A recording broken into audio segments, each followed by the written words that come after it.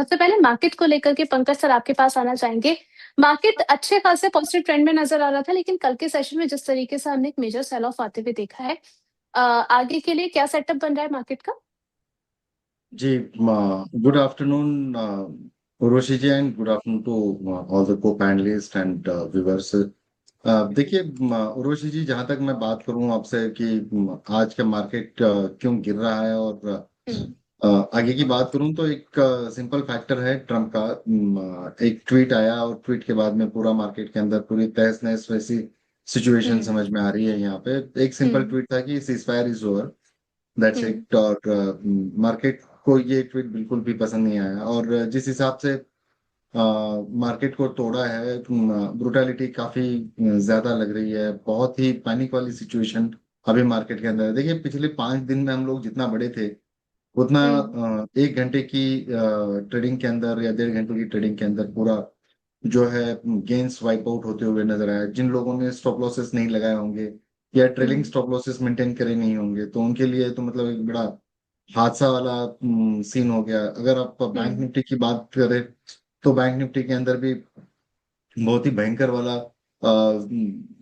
Selling वाला pressure यहाँ पर विटनेस होते हुए नजर आया है।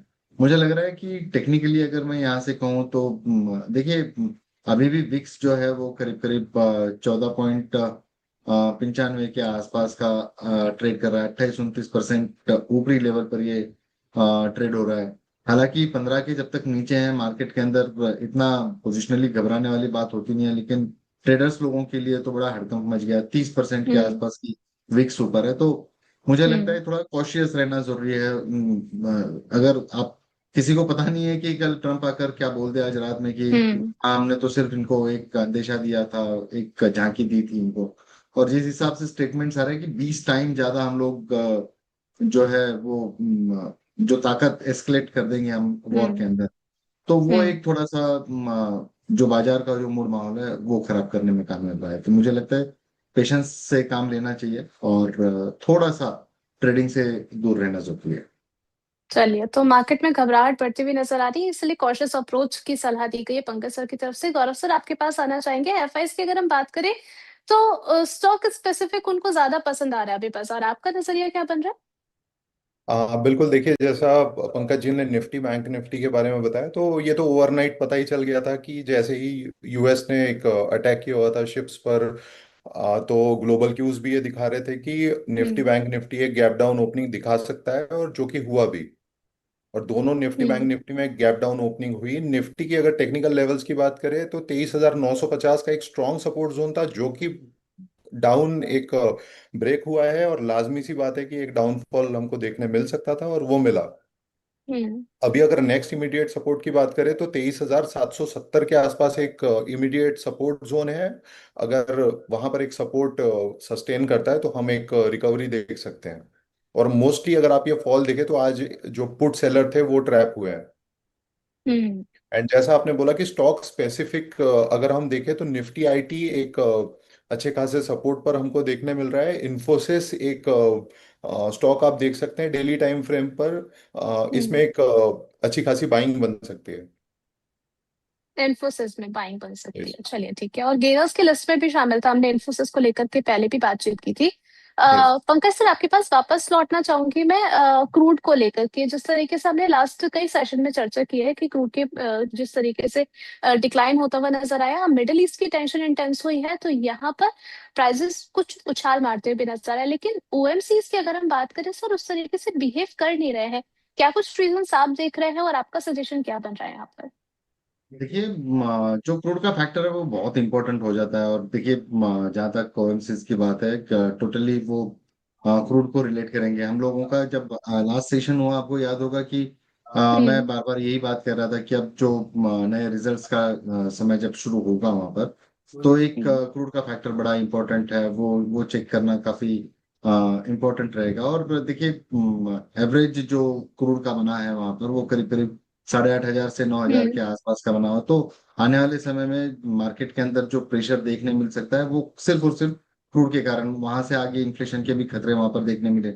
लेकिन लोग वो हम्म। 2 महीने पहले की बात भूल जाते हैं। लेकिन जब इसका इम्पैक्ट आता है जो उस क्वार्टर का, तो वो हम्म। ये क्वार्टर में देखने को मिलता है वहां पे। अब हम्म। दोबारा सिचुएशन बहुत टेंस हो चुकी है, जियोपॉलिटिकल टेंशन एस्केलेट हो गया। हम लोगों का क्वार्टर वन के रिजल्ट्स आने शुरू हो जाएंगे। तो जी। अब जो है वो पिछला क्वार्टर रहेगा, तो वो क्रूड का एक सिनारियो भी है कि जिसको हम्म। बहुत इंपॉर्टेंस मिलेगी। आने वाले समय में भी क्रूड से रिलेटेड जो भी स्टॉक्स है, चाहे आप पेंट स्टॉक्स ले लीजिए, बड़े काउंटर्स में हम्म। अगर कहूँ तो एशियन पेंट्स हैं, या फिर पिडिलाइट जैसे स्टॉक्स हैं, या फिर सिंपली हम्म। अगर आप देखें यहाँ पे कि इंडिगो वाला काउंटर है, ये काउंटर हम्म। काफी इफेक्ट होते हुए नजर आ सकते हैं। और इंडिगो ने तो अभी अपना रंग दिखा भी दिया तुरंत हाथों हाथ। जी। तो मुझे लग रहा है कि प्रेशर जो है वो बढ़ते रहेगा। जिस हिसाब का ट्वीट है और जिस हिसाब से मार्केट के अंदर की गिरावट जो बढ़ी है, देखिए प्रॉफिट बुकिंग एक अलग तरीके की होती है कि ये हम्म। पैनिक सेलिंग है प्योरली। और अगर ये अगर स्टेटमेंट्स इसी तरीके से कंटिन्यू होते और एक्ट्स भी इसी तरीके से कंटिन्यू होंगे, तो मुझे लगता है कि ओएमसीज के ऊपर भी ये कंपनीज थोड़ा ठीक ठाक बना ले, लेकिन आम पब्लिक के लिए काफी दिक्कत वाली बात हो जाएगी। चलिए ठीक है, यहाँ पर ओएमसीज को लेकर के चर्चा हो गई है। गौरव सर, आपके पास आना चाहेंगे हम। अब क्योंकि मानसून आप देखिए आ चुका है, परेशानी थोड़ी बहुत आप भी झेल रहे हैं, हम भी झेल रहे हैं। लाइट वाइट आती जाती रहती है, लेकिन ऐसे में कौन से ऐसे स्टॉक्स है जिन पे फोकस करके चलना है, केमिकल्स पे? क्या नजरिया है आपका?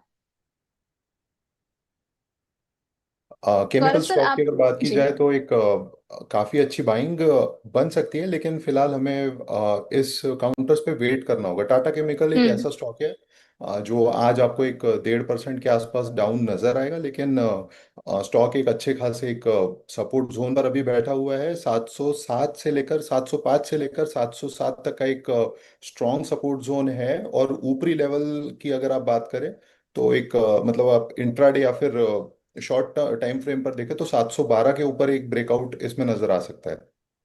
तो हम्म। टाटा केमिकल में बिल्कुल एक खरीदारी बन सकती है 707 से लेकर 710 के बीच में। जबकि अगर आप इसमें टारगेट्स की बात करोगे तो एक 750 का टारगेट इसमें बन सकता है, और 695 से 693 या फिर 695 का स्टॉप लॉस आप इसमें मेंटेन कर सकते हैं। चलिए, टाटा केमिकल को आप अपने फोकस में रख करके चल सकते हैं। ठीक है।